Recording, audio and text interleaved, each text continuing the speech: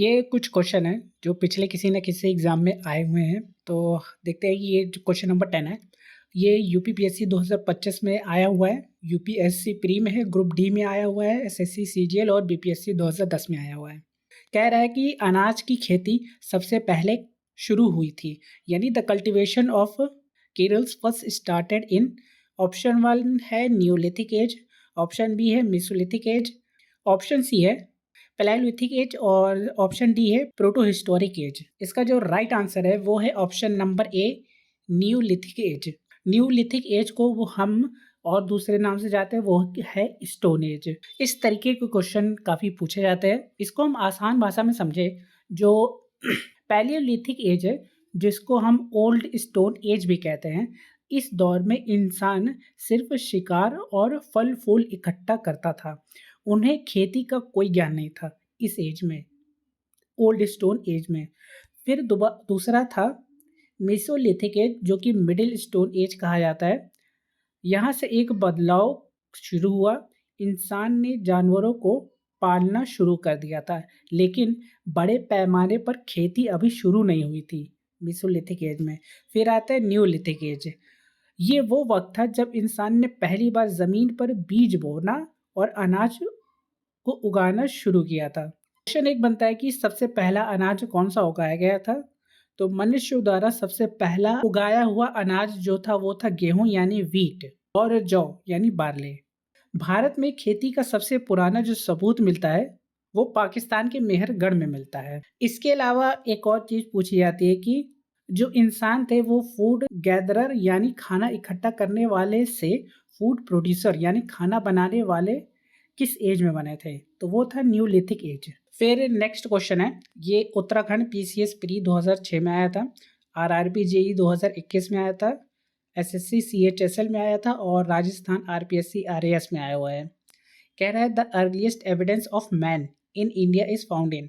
भारत में मनुष्य का सबसे पहला प्रमाण कहाँ मिलता है? ऑप्शन ए है नीलगिरी हिल्स, दूसरा है शिवालिक हिल्स, तीसरा है नल्लामाला हिल्स और आखिरी है नर्मदा वैली। इसका जो राइट आंसर है वो है option number D, Narmada valley.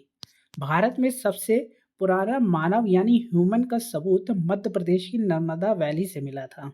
Geological survey of India की एक वैज्ञानिक अरुण सोनाकिया ने नर्मदा नदी के किनारे हथरौना नाम के गांव में एक इंसानी खोपड़ी ढूंढी थी। इसी खोपड़ी को हम दूसरे नाम से जानते हैं, जो कि नर्मदा मैन के नाम से जाना जाता है, यानी नर्मदा मानव कहा जाता है। ये जो सबूत है ये बताता है कि लगभग 5 से 7 लाख साल पुराना है ये। अच्छा, बाकी ऑप्शन हम देखें, जो कि नीलगिरी और नल्लामाला हिल्स था।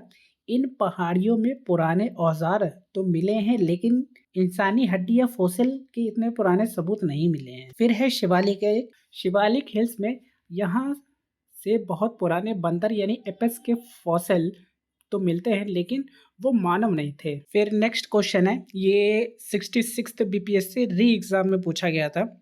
कह रहा है कि the first human fossil was found from which river of valley in India, यानी भारत के किस नदी घाटी से सबसे पहला मानव जीवांश प्राप्त हुआ? तो वही है हमारा जो नर्मदा मैन था पिछला क्वेश्चन में, यानी नर्मदा वैली में हमें ये पहला जो मानव की खोपड़ी मिली थी, तो वही यहाँ पे पूछा है दूसरे तरीके से।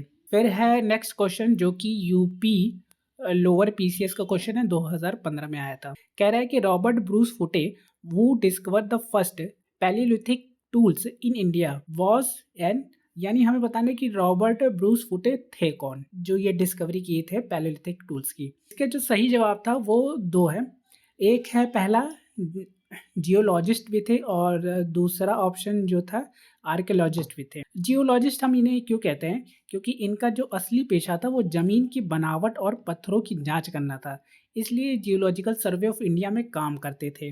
आर्कियोलॉजिस्ट क्यों कहने जाने लगा कि पत्थरों की जांच करते करते 1863 में इन्हें मद्रास यानी चेन्नई के पास पल्लावरम में पुराने ज़मीन का एक पत्थर का कुल्हाड़ी मिला। इस खोज की वजह से इन्हें father of India pre history कहा जाता है। तो ये भी एक क्वेश्चन आता है कि father of India pre history किसे कहा जाता है? वो है हमारे रॉबर्ट ब्रूस फुटे।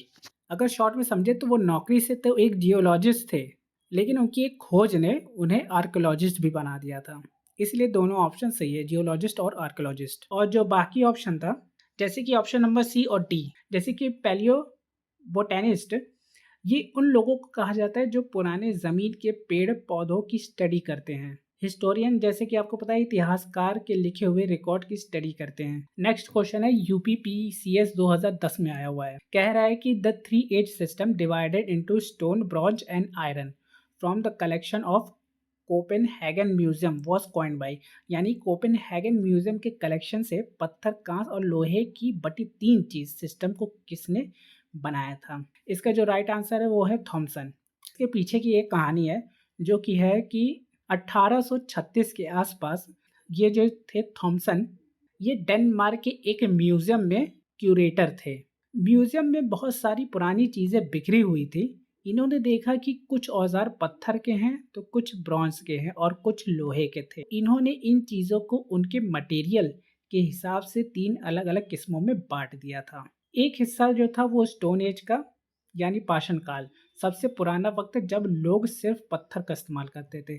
फिर आया कांस्य युग, जो कि ब्रॉन्ज एज जिसे हम कहते हैं, जब लोगों ने धातु जैसे ब्रॉन्ज का इस्तेमाल शुरू कर दिया था। इसके बाद आया आयरन एज, जब लोग लोहे का इस्तेमाल आम हो गया था। एक चीज़ ध्यान देना, अगर एग्ज़ाम में ये सवाल आए तो हमेशा याद रखना कि कोपेनहेगन म्यूजियम की कलेक्शन को देखकर थॉमसन ने ही ये क्लासिफिकेशन दी थी। ये क्वेश्चन है जो कि यूपीएससी प्री 2023 में आया हुआ है। कह रहा है कि with reference to the Indian history, Alexander Rea, H Longhurst और रॉबर्ट सेवल, जेम्स बार्गेस और वॉल्टर इलियट, ये किससे जुड़े हुए हैं। तो हमें ये ऑप्शन दे रखा है ABCD। तो जो इसका राइट आंसर है वो है आर्कोलॉजिकल एक्सकवेशन। ये सभी लोग आर्कोलॉजिस्ट थे जिनका काम पुरानी इमारत और ज़मीन के नीचे दबे इतिहास को ढूंढना था। अब एक एक करके इनके नाम अच्छे से याद कर लेना, क्योंकि इससे अब क्वेश्चन अलग अलग एग्जाम में बनते हैं। जैसे कि जेम्स बर्गर, ये आर्कियोलॉजिकल सर्वे ऑफ इंडिया के डायरेक्टर जनरल रह चुके हैं। इन्होंने अजंता और एलोरा जैसी गुफाओं पर बहुत काम किया है। फिर है अलेक्जेंडरिया, इन्होंने साउथ इंडिया, खासकर तमिलनाडु में पुराने ज़मीन के कब्रिस्तान और बुद्धिस्ट स्तूपतास की खुदाई की। फिर है वॉल्टर, इन्होंने अमरावती सूक्त के बचे हुए हिस्सों को बचाया, जिन्हें आज इलाइट मार्वल्स कहा जाता है। फिर है रॉबर्ट सेवल, इन्होंने विजयनगर एम्पायर के इतिहास को दुनिया के सामने लाया। उनकी किताब आ फॉरगॉटन एम्पायर बहुत मशहूर है। फिर है AH लॉन्गहर्स्ट, इन्होंने नागार्जुनकोंडा और हम्पी के खंडरों की खुदाई और उन्हें संभालने का काम किया। नेक्स्ट क्वेश्चन है, ये भी यूपीपीएससी 2023 का ही क्वेश्चन है। कह रहा है according to exhibited evidence the domestication of animal began, यानी ये पूछ रहा है कि जो जानवरों को पालना किस एज यानी किस पीरियड में शुरू किया गया था। तो इसका जो राइट आंसर है वो है option number D, Mesolithic as में। लगभग 10,000 ईसा पूर्व के आसपास इंसानों ने शिकार करने के साथ साथ जानवरों को अपने साथ रखना भी शुरू कर दिया गया था। और जो सबसे पहला जानवर था वो था कुत्ता, जिसको पालतू बनाया गया था। ये क्वेश्चन आता है। इसके अलावा पूछा जाता है कि इसके सबूत कहाँ मिले थे। तो भारत में जो सबूत है वो भारत के सबसे पुराने और पक्के 2 जगह मिलते हैं। एक है मध्य प्रदेश, दूसरा है राजस्थान। मध्य प्रदेश में आदमगढ़ में मिलता है और राजस्थान के बैगोर में। तो ये क्वेश्चन याद रखना, पैलियोलिथिक में सिर्फ इंसान शिकार करता था, मेसोलिथिक में पालना शुरू कर दिया था और न्यूलिथिक में इंसान ने खेती करना शुरू कर दिया था। फिर है यूपीपीएससी मेंस 2016 का क्वेश्चन है, in Mesolithic context the evidence of animal, ये जो अभी हमने पीछे पढ़ा है, इसमें ये पूछा है कि पशुपालन का जो साक्ष्य है वो कहाँ प्राप्त हो, वो जगह हमें बतानी है। तो इसका जो राइट आंसर है वो है आदमगढ़, जो कि मध्य प्रदेश में है।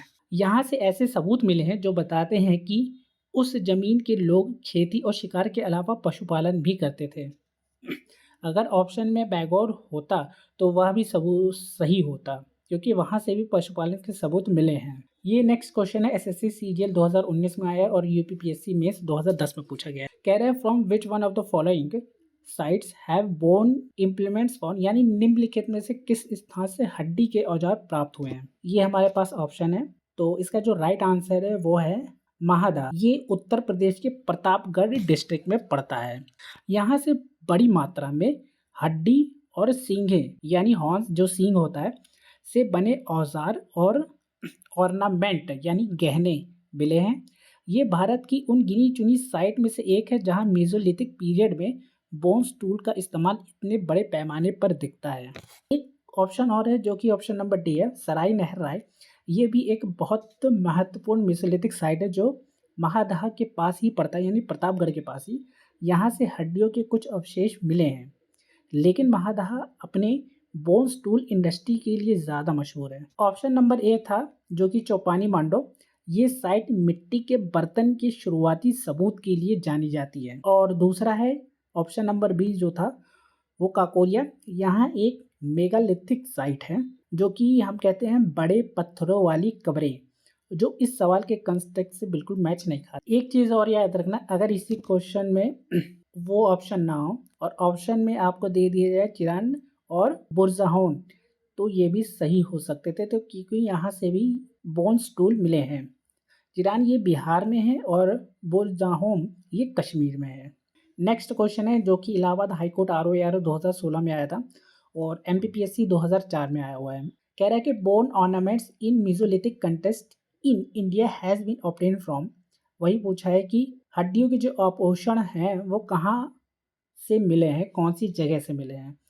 तो इसका जो राइट आंसर है वो ऑप्शन नंबर ए भी है और ऑप्शन नंबर बी भी है, लेकिन जो पहले हम टिक मारेंगे किसी एक में से, तो पहले हम ऑप्शन नंबर बी को ही टिक मारेंगे, और ऑप्शन नंबर बी ना होता तो हम ऑप्शन नंबर ए पे जाते हैं। नेक्स्ट है, कह रहा है कि arrange the following mesolithic site geographical in order from west to east.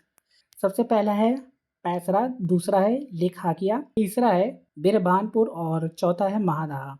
तो इसको हमें अरेंज करना है वेस्ट से ईस्ट की तरफ। तो इसका जो राइट आंसर है वो है सबसे पहले ऑप्शन नंबर सी, यानी कि महादहा सबसे पहले आएगा, फिर उसके बाद आएगा लेखाकिया। महादहा जो कि हमारा उत्तर प्रदेश के प्रतापगढ़ में पड़ता है। लेखाकिया ये भी उत्तर प्रदेश में पड़ता है, लेकिन ये मिर्ज़ापुर ज़िले में है। फिर आता है पैसरा, ये बिहार के मुंगेर ज़िले में पड़ता है, और बिरबहानपुर ये वेस्ट बंगाल में पड़ता है। तो हमें वेस्ट से ईस्ट जाना था। नेक्स्ट क्वेश्चन है UPPSC प्री 2016, RRB NTPC 2021 और SSC CHSL में आया हुआ है। कह रहा है कि 3 human skeleton in a single grave were recovered at. 3 human का स्केलेटन कहाँ मिला है, ये हमें बताना है। इसका जो राइट आंसर है वो है option number D, option number B Damdama में। यहाँ पे कुछ चीज़ें याद रखनी है, वो याद रखना, जो ये दमदमा है ये भी प्रतापगढ़ के उत्तर प्रदेश में पड़ता है। प्रतापगढ़ में 3 प्रमुख साइट हैं जो कि ये सराय नहर राय, महादहा और दमदमा। इन तीनों जगहों से अलग अलग तरह की कब्रें मिली हैं। जैसे कि दमदमा है, यहाँ से कुल 41 कब्रें मिली हैं। इनमें से एक कब्र ऐसी थी जिसमें 3 लोगों के एक साथ दफनाया गया था। सराय नहर में जो कब्रें मिली थी वहाँ पे एक कब्र ऐसी थी जहाँ 4 लोगों को एक साथ दफनाया गया था। तो अगर ऑप्शन में 4 होता तो सराय नहर राय पड़ता, ये ऑप्शन नंबर सही पड़ता, लेकिन हमें क्वेश्चन में 3 पूछा है तो वो दमदमा है। फिर महादहा है, यहाँ 2 लोगों को एक साथ दफनाया गया था, और ज़्यादातर कब्रों में एक मर्द और एक औरत थी। शॉर्ट रिवीजन इसका याद रख दो, 2 स्केलेटन महादहा और दमदमा में है, 3 स्केलेटन सिर्फ दमदमा में पाया गया, और 4 स्केलेटन सराय नहर राय में।